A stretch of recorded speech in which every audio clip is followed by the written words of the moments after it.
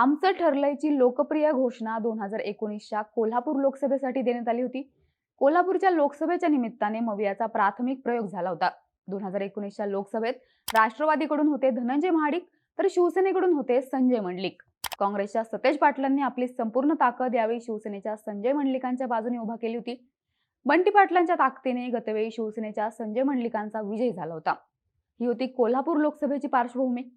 मात्र गेल्या 5 वर्षात पुलाखालून बरंच पाणी वाहून गेलंय. युती आघाड्यांनी अनेकांचे मार्ग बदललेत. यंदा कोणत्याच पक्षासाठी ही निवडणूक वाटते तितकी सोपी राहणार नाहीये. कोल्हापूर लोकसभेसाठी यंदाची समीकरणं काय असतील, कोण उमेदवार असतील, कोण सक्षम उमेदवार ठरू शकतात, पाहूयात या व्हिडिओच्या माध्यमातून. नमस्कार, मी नम्रता आणि तुम्ही पाहताय बोल भिडू. सुरुवात करूयात सध्याच्या राजकीय समीकरणांपासून. सध्या शिवसेनेचे विद्यमान खासदार संजय मंडलिक हे शिंदे गटात आहेत. ठाकरे गटाने काँग्रेस सोबत सत्ता स्थापन केल्यानंतर वास्तविक ठाकरे गटातच राहणं संजय मंडलिकांसाठी सोपा पर्याय होता. मात्र त्यांनी शिंदे गटाचा रस्ता पकडला. दुसरीकडे संजय मंडलिक यांचे गतवर्षीचे विरोधक धनंजय महाडिक सध्या भाजपकडून राज्यसभेवर खासदार झालेत. तर कोल्हापूर लोकसभेसाठी महत्वाची भूमिका राहू शकते असे हसन मुश्रीफ अजित पवार गटासोबत भाजपसोबत गेलेत. अर्थात या बदललेल्या समीकरणांमुळे अनेकांची कोंडी झालीय आणि यामुळे जागा कोणाकडे इथूनच प्रश्नचिन्ह निर्माण होताना दिसतंय. युतीकडून बोलायचं झाल्यास ही जागा शिंदे गटाकडेच राहणार की भाजप महाडिकांचा संदर्भ देत जागा आपल्याकडे घेणार की राष्ट्रवादीकडे जागा होती हा संदर्भ देत अजित पवार गट दावा करणार हे पाहणं महत्वाचं ठरणार आहे. आघाडीबाबत बोलायचं झाल्यास शरद पवार गट कोल्हापूर लोकसभेवरचा आपला क्लेम कायम ठेवणार की काँग्रेसची ताकद मान्य करत काँग्रेससाठी ही जागा सोडणार की शिवसेनेच्या जागा म्हणत ठाकरे गट ही जागा आपल्याकडे घेणार. इथूनच कोल्हापूर लोकसभेसाठी स्पर्धा होताना दिसते आणि या सर्व प्रश्नांची उत्तरं आपल्याला मिळू शकतात. ती म्हणजे उमेदवार कोण असणार यावर. निवडून येण्याची क्षमता या एका निकषावर आघाडी आणि युतीतलं जागा वाटप ठरू शकतंय. त्यामुळे कोणत्या पक्षाकडे निवडून येण्याची महत्वाकांक्षा ठेवणारे उमेदवार आहेत हे आपल्याला पाहावं लागेल.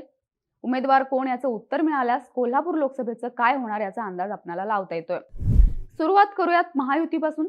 शिंदे गटाकडून विद्यमान खासदार संजय मंडलिक यांचं नाव समोर येतं. मात्र संजय मंडलिकांच्या मागे गतवर्षी सतेज पाटलांची ताकद होती. सतेज पाटील मागे नसतील तर संजय मंडलिकांची निवडून येण्याची वाट खडतर होते. त्यातच निष्क्रिय खासदार असल्याचा शिक्का संजय मंडलिकांना स्थानिक पातळीवर बसलाय. दुसरीकडे अंतर्गत पातळ्यांवर आजही सतेज पाटील मंडलिकांना मदत करतील असं चित्र नाहीये. त्याचीही प्रामुख्याने 2 कारणे आहेत. एकतर मंडलिक आणि पाटील हे पूर्वी इतकं सख्य राहिलेलं नाहीये. दुसरी गोष्ट, सतेज पाटील गेल्या काही वर्षांपासून काँग्रेसच्या प्रदेशाध्यक्षपदाच्या रेसमध्ये आहेत. कदाचित ते प्रदेशाध्यक्ष होऊ देखील शकतात. अशावेळी आघाडी धर्माच्या विरोधात जाण्याची रिस्क घेण्याची शक्यता जवळपास नसल्यास जमाय. साहजिक सतेज पाटलांचा नसलेला बॅकअप संजय मंडलिकांना बॅकफुटवर घेऊन जातोय. दुसरीकडे मंडलिकांना टाळून नवख्या व्यक्तीला उमेदवारी देण्यासारखा उमेदवार देखील शिंदे गटाकडे नाहीये.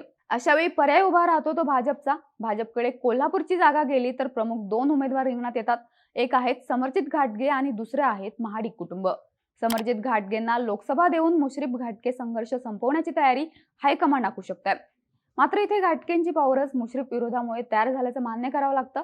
समरजित घाटगेंना लोकसभेसाठी उमेदवार केलं तर मुश्रीफ गट मनापासून काम करणार नाही. या उलट विधानसभा सोडून घाटगे पळाले असा प्रचार घाटगेंच्या विरोधात केला जाऊ शकतो. अर्थात भाजपकडून उरतं ते फक्त महाडिक कुटुंब.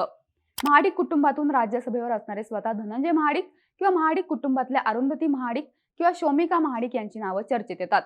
पण महाडिक कुटुंबाची मर्यादा सांगायची तर मुळात एकाच घरात अनेक पद आल्यानंतरच महाडिक कुटुंबाला विरोध सुरू झाला. त्यातूनच एक सत्ता महाडिक कुटुंबाच्या हातून गेली. याचा अखेर गोकुळची सत्ता जाण्यात झाला. स्थानिक भाजप निष्ठावंत विरुद्ध महाडिक गट असं एक चित्र कोल्हापुरात आहे.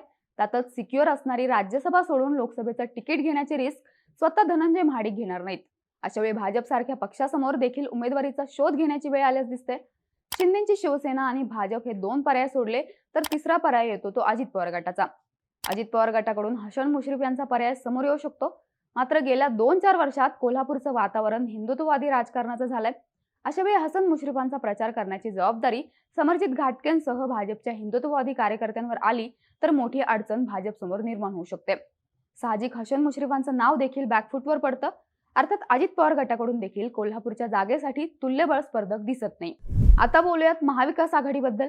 आपल्याकडे ही जागा होती हा क्लेम ठेवून उद्धव ठाकरे या जागेवर दावा करू शकतात आणि विरोधात आपण लढत होतो 2014 साली देखील आपल्याकडे ही जागा होती असा क्लेम ठेवून शरद पवार गट देखील या जागेवर दावा करू शकतोय. पण ताकदीचा विचार करता काँग्रेसकडे ही जागा निर्विवादपणे येऊ शकते असं सध्याचं चित्र आहे. नेमकं कसं ते पाहू. स्टँडिंग खासदार हा निकष ठेवल्यास मवियाकडून ठाकरे गट या जागेवर दावा करू शकतो. उद्धव ठाकरे गटाकडून सध्या तरी संजय पवार, विजय देवणे आणि कागलचे संजय घाटगे अशी नावं चर्चेत आहेत. संजय पवार हे राज्यसभेच्या निवडणुकीसाठी उमेदवार होते. संजय पवार आणि विजय देवणे यांची ताकद कोल्हापूर शहरातील शिवसेना ठाकरे गटापुरती मर्यादित आहे. संपूर्ण लोकसभेसाठी वापरता येईल असं केडर त्यांच्याकडे नाहीये. तिसरं नाव आहे ते संजय घाटगेंचं. मात्र मुश्रीफांचा पाठिंबा असेल तर आपण लोकसभा लढवू असं वक्तव्य त्यांनी केलं होतं. आता मुश्रीफच महायुतीसोबत गेल्याने त्यांची ताकद देखील मर्यादित झाली. ठाकरे गटाकडून अजून एक चर्चेत असणारं नाव म्हणजे चेतन नरके. चेतन नरकेंचे वडील अरुण नरकेंचे कोल्हापूर जिल्ह्यातील सर्वपक्षीय नेत्यांसोबत चांगले संबंध होते. या संबंधांचा वापर करून आपण निवडून येऊ शकतो अशी त्यांची महत्वाकांक्षा दिसून आली आहे. मात्र नरकेंनी आजही आपली भूमिका स्पष्ट केलेली नाहीये. अशा वेळी पक्षाच्या बाहेरचा उपरा व्यक्ती लादल्याची भावना उमेदवारी दिल्यास तयार होऊ शकते. शरद पवार गटातून विद्यमान जिल्हाध्यक्ष व्ही पाटील हे एकमेव नाव समोर येतं. पण संपूर्ण लोकसभेचा आवाका त्यांच्याकडे नाही ही त्यांची मर्यादा आहे. सध्या कोल्हापूर लोकसभेत ना शरद पवार गटाकडे केडरची ताकद आहे ना व्ही पाटील यांची व्यक्तिगत ताकद आहे.